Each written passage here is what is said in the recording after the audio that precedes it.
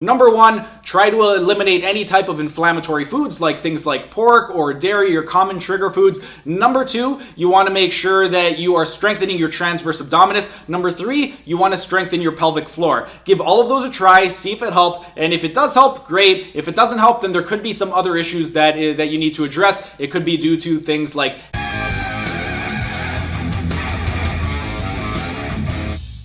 Hey everyone, thanks for tuning in and welcome back to another Carnivore Q&A. Steven here with TB Fork, and today's question comes from a World Carnivore Tribe group on Facebook where a member had recently asked, "Some days I feel larger than life despite losing over 70 pounds. Stopped weighing myself a few months ago. Will the stomach ever go away? After 5 boys, I know it'll take time, but gosh, it's so defeating to look down and see this giant stomach. Any tips?" Well, this is a great question, and with regard to having a big belly, it could be due to several factors. One could be due to bloating. If you do have issues with bloating, it could be due to some type of inflammatory food that you are consuming on the carnivore diet. In terms of typical inflammatory foods for a lot of people, pork is going to be one big trigger food, and another one is going to be dairy. I ended up having a back and forth with the woman who asked the question, and she doesn't consume pork. She consumes 99.9% beef. However, she does consume some heavy whipping cream in her coffee. If you are somebody that is consuming pork or dairy, I would recommend that you try removing those and see if the bloating goes down and if that helps with the belly. And then a second possibility is, for this woman specifically, she did mention that she did have 5 children.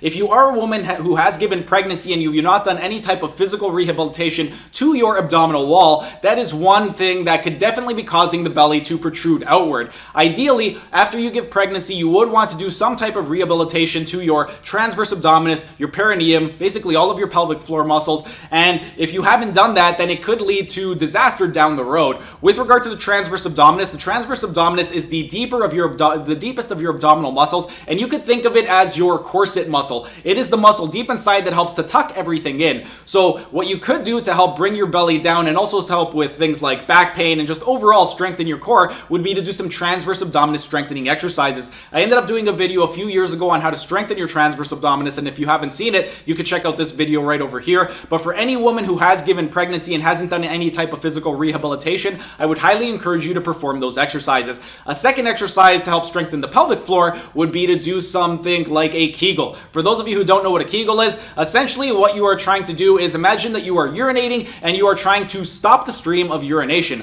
For men, imagine that you're trying to bring your berries up into your belly, and for women, imagine that you have some type of ball up there and you are trying to hold on to it for dear life and not let it go. But that would be how you could strengthen your perineum. So number one, try to eliminate any type of inflammatory foods like things like pork or dairy or common trigger foods. Number two, you want to make sure that you are strengthening your transverse abdominis. Number three, you want to strengthen your pelvic floor. Give all of those a try, see if it helped, and if it does help, great. If it doesn't help, then there could be some other issues that you need to address. It could be due to things like dehydration. It could be due to stress. There are a ton of issues that it could be a cause of. If it is due to dehydration, increase your water consumption. If it's due to stress, try picking 1 hour a day, every single day, to do something that you actually enjoy. And it could be anything. If you enjoy playing cards, play cards. If you enjoy watching a movie, watch a movie. If you enjoy reading books, read a book. Whatever you enjoy, spend 1 hour every single day doing that thing that you enjoy. But that's pretty much it for today's video. If you guys have any questions at all with regard to anything that I discussed today, go ahead and ask your questions down in the comment section so I can help you guys out. But that's pretty much it for today's video.